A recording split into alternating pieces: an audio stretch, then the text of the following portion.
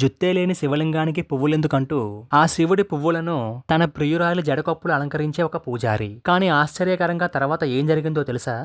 పూర్వం ఒక రాజు మహాశివభక్తుడు. ప్రతిరోజు తన స్వహస్తాలతో శివుడి కోసం మాలలు కట్టి శివాలయానికి పంపించేవాడు. అయితే ఆ శివాలయంలో ఉన్న ఆ పూజారి రాజుగారు పంపించిన పువ్వులను శివుడికి అలంకరించకుండా తన ప్రేయసి జడకొప్పులో పెట్టి అలంకరిస్తూ ఉండేవాడు. అయితే ఒకరోజు ఆ పూజారి రాజుగారి దర్శనార్థమై వెళుతూ శివాలయంలో శివుడికి నైవేద్యంగా పెట్టిన ప్రసాదంతో పాటు కొన్ని పువ్వులను కూడా తీసుకుని వెళ్ళాడు. అయితే ఆ పూలలో తన ప్రియురాలి కొప్పులో నుంచి పడిపోయిన పూలదండను కూడా తీసుకుని రాజుగారి దర్శనార్థమై వెళ్ళాడు. అయితే ఆ రాజు ఎంతో భక్తితో పూజారి ఇచ్చిన ప్రసాదాన్ని తీసుకుని అందులో ఉన్న ఒక పూలదండను చూసి ఆశ్చర్యపోయాడు.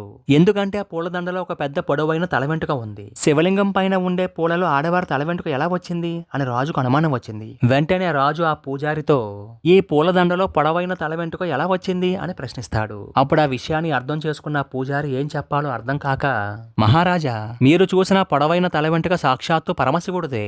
మన ఆలయంలో శివలింగం పైన ముడివేసిన కొప్పు ఒకటి ఉంటుంది అని అబద్ధం ఆడేస్తాడు. అది విన్న రాజుకు నమ్మబుద్ధి కాలేదు. సరే, అయితే రేపు నేను శివాలయానికి వస్తాను. ఒకవేళ శివలింగం పైన ముడివేసిన జడకొప్పు లేకపోతే నీకు మరణశిక్ష విధిస్తాను అని హెచ్చరిస్తాడు. అది విన్న పూజారి భయభ్రాంతుడై రాత్రంతా నిద్రపోకుండా శివలింగాన్ని పట్టుకుని ఏడవడం మొదలుపెట్టాడు. ఓ శివయ్య, నేను అజ్ఞానంతో తప్పు చేశాను, నన్ను క్షమించి కాపాడు అంటూ శివలింగానికి తలబాదుకుంటూ ఏడుస్తూ ఉంటాడు. ఇక మరుసటి రోజు రానే వచ్చింది.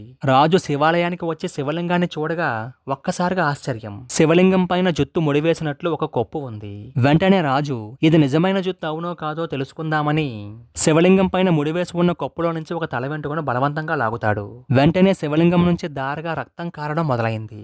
దారగా వస్తున్న రక్తాన్ని చూసిన రాజుగారి కంటిచూపు ఒక్కసారిగా పోయింది. తను చేసిన అజ్ఞానపు పనికి సిగ్గుపడిన ఆ రాజు శివుణ్ణి వేడుకొనగా మరుక్షణం ఆ బోళాశంకరుడు కరుణించి ఆ రాజుకి కంటిచూపును ప్రసాదిస్తాడు. ఎప్పటికీ కూడా ఈ ఆలయంలో శివలింగం పైన జుత్తు ముడివేసిన కొప్పు లాంటి ఆకారాన్ని స్పష్టంగా చూడవచ్చు. ఈ ఆలయం తూర్పు గోదావరి జిల్లా పలివెల గ్రామంలో ఉమా కొప్పులింగేశ్వర స్వామిగా ప్రసిద్ధి చెందింది. తన భక్తుడిని రక్షించడానికి అబద్ధాన్ని కూడా నిజం చేసి చూపించిన ఆ మహాశివుడు లీల గురించి మీరు ఇంతకు ముందు ఎప్పుడైనా విన్నారా?